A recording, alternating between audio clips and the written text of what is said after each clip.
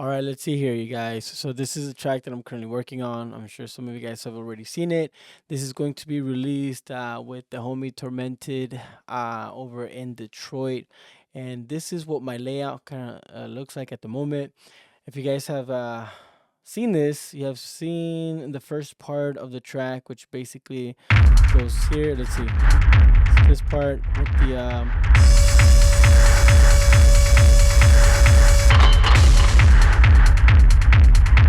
is that part with like the little hydraulic press and fucking Six Flags little kind of ride type samples that I put together here.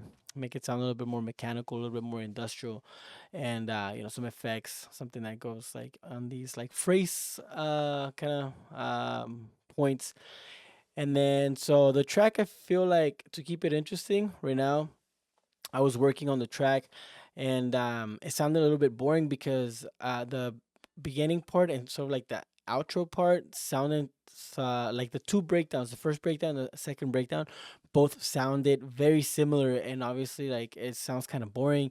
So you need to make it sound a little bit more interesting, but when you want to make something that sound a little bit more interesting, a lot of times you want to add like new elements and stuff and all that mumbo jumbo, and sometimes you don't need to add more stuff to it. You just have to work with what you already have and move things around a little bit. So let me show you here real quick. All right, so again, the purple stuff here is going to be the samples that happen like in the every kind of like phrase, or more or less, like around these phrases, transitional periods. Don't really worry about the ambience, not very important. So I have this sample right here. Where is it? This one. Let's go ahead and solo it. This one happens like every, like not every phrase, but every other like few phrases, like about 32 or whatever. So we have that sample. Cool. It's not a plugin. Or let's go like that. We'll just name it kind of like fucking like a horn or something. Cool. Yeah. All right, so that is something. This one happens on the first breakdown, and it also happens here during like the first 32 bars. So let's go ahead and listen.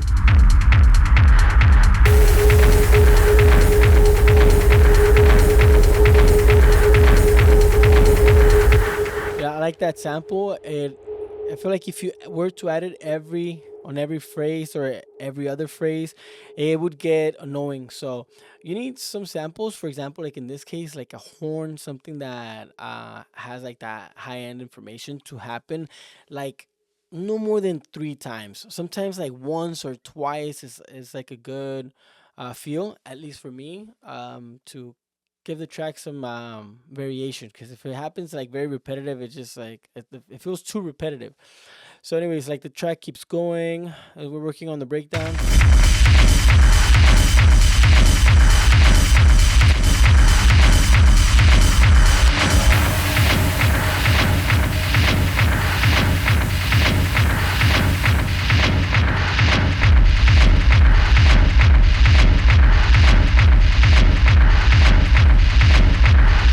This is Unit 56 requesting backup at Central 43rd, code 2, track 36.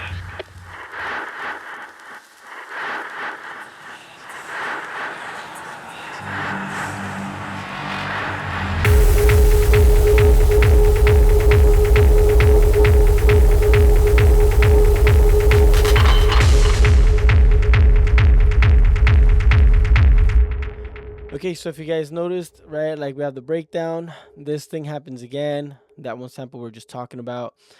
Another thing kind of wanted to point out to give some variation would be like these samples over here begin to kind of fade away.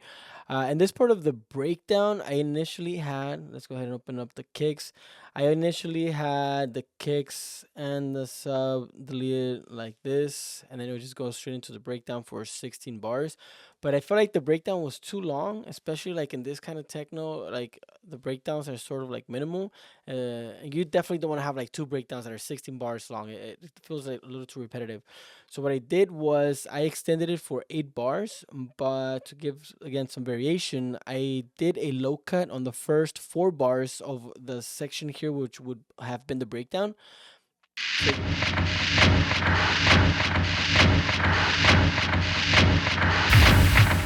right here. So it's got the kick, the low end information, and this part right here, if you can tell, the EQ, I automated for it to cut the low end with this sort of like EQ, and then it brings it back in, and then we get into the breakdown.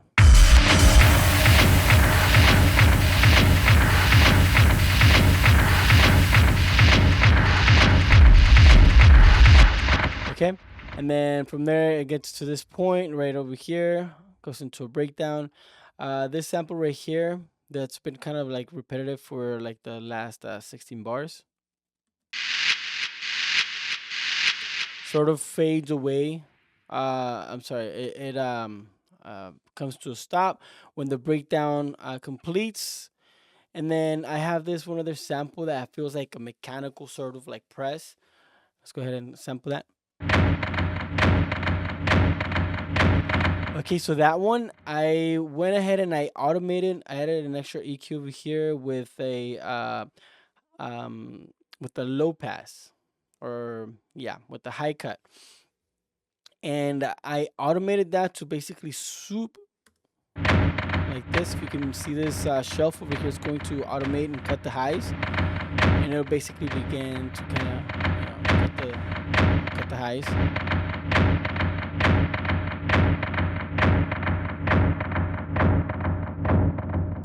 And then it comes to a stop right here, and I wanted to leave a room for this sample here to kind of just breathe by itself.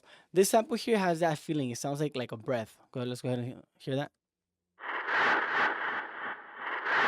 That's just a reversed shaker. Okay, so we have that. This part right here, that one sample I was just talking about, is going to start fading out, and then it's going to come to a stop, leaving room for this one to just kind of play by itself, giving a little bit more suspense, a little bit of like silence, and then you begin to hear these samples over here kind of like swoop in, and then like you are beginning to naturally just anticipate the drop kind of coming up. So go ahead and see that again. Let's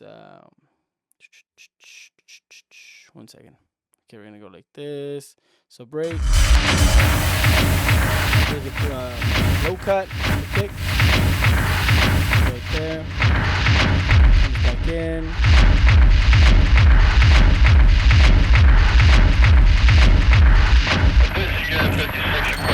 This vocal. Third, code 2, track 36. Sweep. Breath.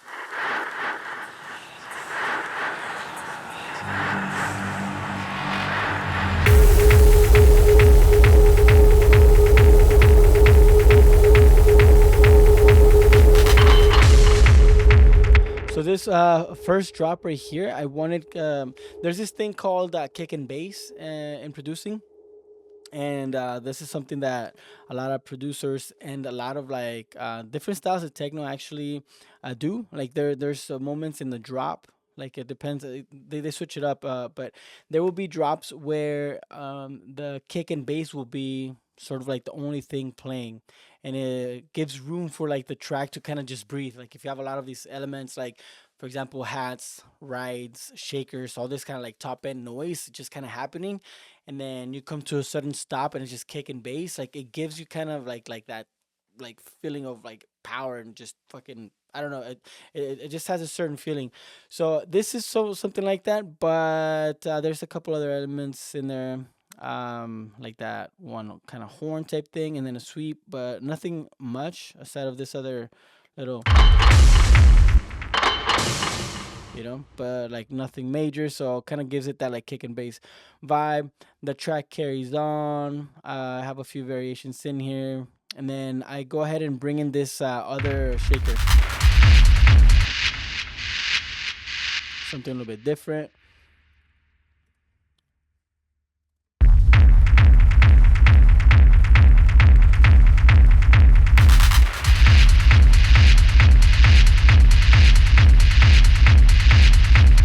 track kind of carries on like that for a bit, about like 32 bars. We're gonna move on over here, and then I add a another type of like alarm type sound. Let's go ahead and listen to that. All right, so that one's going to be this is what I was talking about, like keeping the track fresh and moving things around.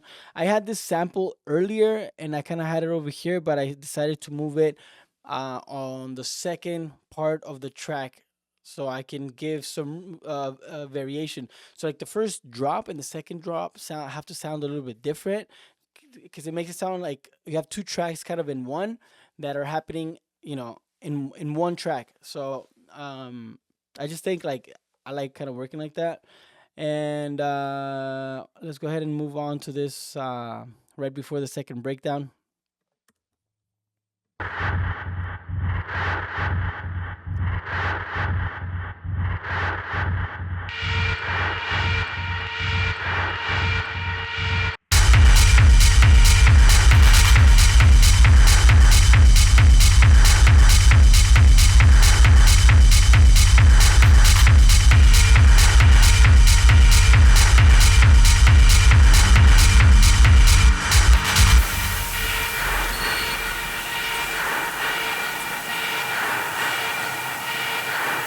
This is Unit 56 requesting backup at Central 43rd, code 2, Act 36.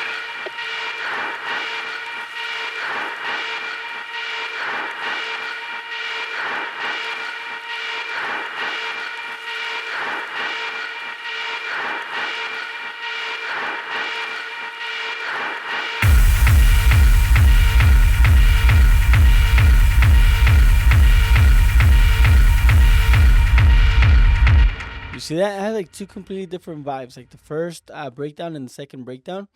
I like this second part as well, because like it also has that element of like kick and bass, with just like one alarm kind of sample going, and it just gives it a room to breathe. And so yeah, that's pretty much it. And then also I wanted to go ahead and point out, this is what I'm talking about when I say about completely changing the characteristics of your kicks. Like I said, a lot of people will be downloading samples from Splice, and they will just go ahead and insert them into their track, and they don't really process them or do anything to them. And then, I mean, that's cool, like if you want to work that way, whatever. But I like challenging myself, and I think you become a better, way better sound design engineer when you learn to manipulate sounds, when you're actually learning to use your ears and listen to what's happening. It just makes you an overall better artist, in my opinion. And let's see. So let's go ahead. So I have an amp. I pointed these out in a different tutorial. So I have one, two, three different kicks, and then I have a rumble, and then all those three are going to be fed into this group in here. Then I'm going to add an amp, some saturation, and then cut some of the highs, cut some of the lows, and then a bit of a more EQ, another amp, and then check this part right here. Like this EQ, see how I'm gutting the fucking mid range? Like all this processing, all these amps and other shit. Like over here, I believe I also have like saturation, blah blah. I have an amp, da da da. So like that's a lot of crap. And if you are adding a bunch of shit like this, your kicks are not going to be balanced. Like you're going to have to balance them yourself. Like I said, if you're downloading kicks and you're just inserting them into your track, usually the kicks that people download, they're already balanced.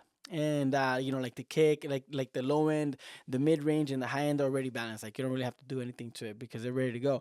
But when you start doing all this kind of crap, like your kicks are going to be, they're gonna be offset. Something's gonna be wrong. Like the low end or something is going to sound off, and you're going to have to fix that.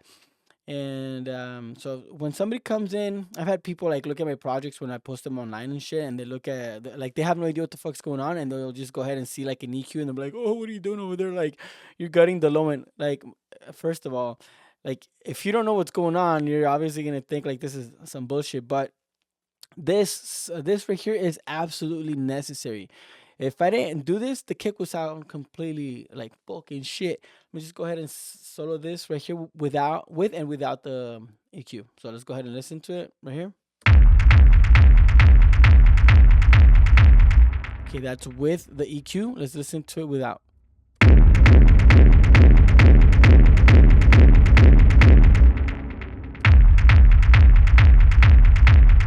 See that like saves some room for the rest of the other elements and instruments and fucking samples to be able to be heard. Because if I had this like that with no EQ, you wouldn't be able to hear like any of the other samples. They would have been drowned in the mix. So it is my job to go ahead and balance the kick.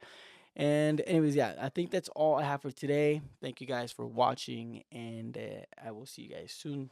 Okay, bye.